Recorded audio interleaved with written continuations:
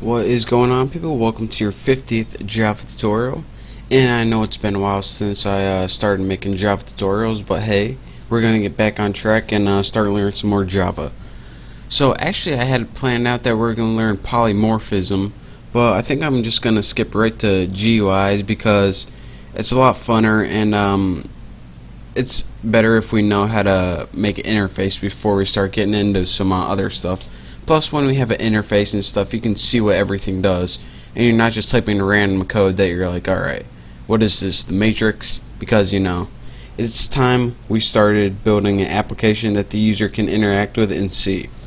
So, if you don't know what a GUI is, or some people call it a GUI, it's a graphical user interface. And just like this right here, it has a title bar at the top, menu, drop downs, it has a whole different range of buttons. And that's what we're going to be making instead of this right here where it's like the matrix style, because I mean, come on, it's 2009 if you're watching this tutorial in 2009, that is. So let's go ahead and get started.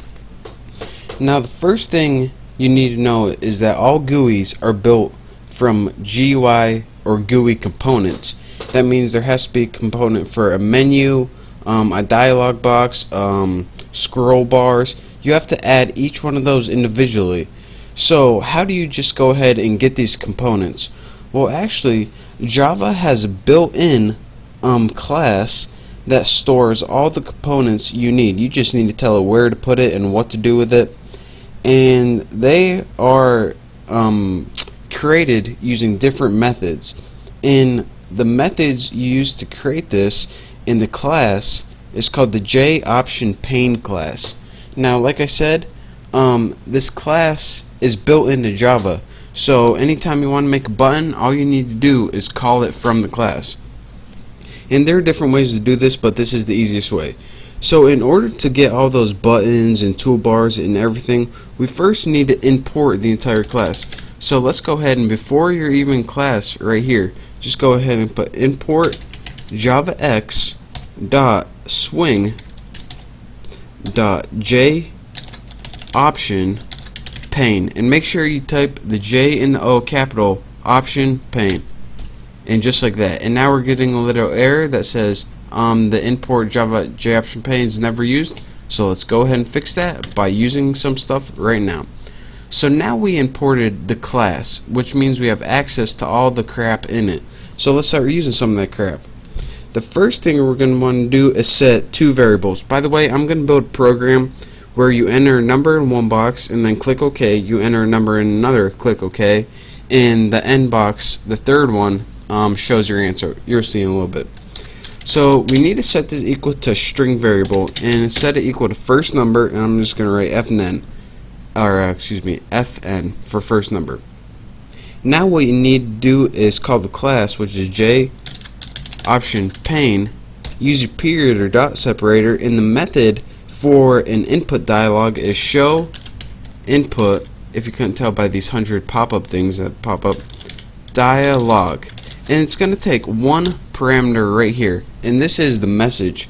Now what this is the message or the prompt which you want to tell the user to do. So we just want to put in a string, enter first number. So now whatever they enter into that first number is going to be stored in the variable fn. So now we need a second number, so let's go ahead and copy this, press enter, paste it, and let's just set string second number, and we'll just put enter second number right there. Make sure I got my whatever it's called, semicolon, and let's go ahead and move this over here because just because I feel like it. Now here's a little thing that you need to know. Every time they enter something in here, show input dialog method only is able to get a string. So we can't add strings. Strings are pretty much letters and numbers that it doesn't see as a number. So we need to tell Java, alright, instead of viewing this as a string, we want you to view it as an integer so you can do some math with it later on. So what we need to do is convert these variables to integers. So this has nothing to do with JOptionPane. This is just Java right here. So Java int num1 equals integer dot parse int, And what this does is convert whatever I type into here and stores it as an integer in num1. So I want to put fn, and what this does is take the string, which say it's 5, and converts it into the number 5. So now let's go ahead and do this for num2. Num2, we want to take the second number we typed in and convert it to a variable called number2. So now the last thing we need to do is just show the sum. So before we even do that, let's just add the sum. Int sum equals what do we put? Num1 plus num2, no spaces. And now we got the final answer in the sum variable right here. Let's tighten that up a little bit. That's what she said. And now we can go ahead and display this. Now the box that you use to display is something called show message dialog. So let's put j option pane dot show message dialog. And this is a little different than show input dialog. Inputs for inputting, messages just for displaying. Now this method takes 4 parameters. The first one is it's a parameter where to position it, and if you put null, it positions it right in the middle of the screen. The second one is what you want to say, like for your prompt, but it isn't prompt, it's just a message. So let's put the answer is, and let's just put add sum. So it's going to be like the answer is 5 or something like that. Now the third parameter is what you want to appear on your title bar. So let's put like the title or something easy like that. And the fourth parameter you need is the message that's going to pop up. Now I'll go over this later if I got time, but for right now just put j option was it pane, then put plain underscore message, like that. And you don't need to put this last thing in quotation marks. So again, well, that's pretty much it. Let's just go ahead and run this program. I'm tired of waiting around.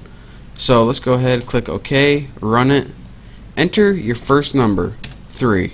Okay. Enter your second number, 5. Okay. The answer is 8. And now I can talk you through this one more time. So now once we go ahead and run this, what we're getting is this very first thing, the show input dialog, and it says enter your first number, and we're going to go ahead and enter 4, press OK. Now once we press OK, it stores that 4 in fn variable right there, and also it allows us to move on to this other show input dialog. It doesn't move on until you complete the show input dialog. So enter your second number, 6. Okay. So now what it did right here is it took that 4 and converted it to a number, and took that 6 and converted it to a number, so that you can add the 2 sums right here. And lastly, it took that show message dialog, which if I can get it back right here, and it says that null, which means position in the center of our screen. The answer is sum right here, and again that third parameter was the title, which appeared on the title bar. And that last one, you have the option of putting icons on your GUI or user interface that we built, but we're not going to put icons on here now, mostly because they're stupid. If you want to have something like an error, you can put an X on there, a warning, you put like a, I don't know, they're stupid, but we'll probably put them in next time because I'm stupid too. So but that's a real quick tutorial on how to use J option pane to make a simple graphical user interface, aka GUI. So in the next tutorial we're going to be building our GUIs and add some more function, add some more cool buttons and stuff like that. So thank you guys for watching. Don't forget to subscribe, and I will see you next tutorial.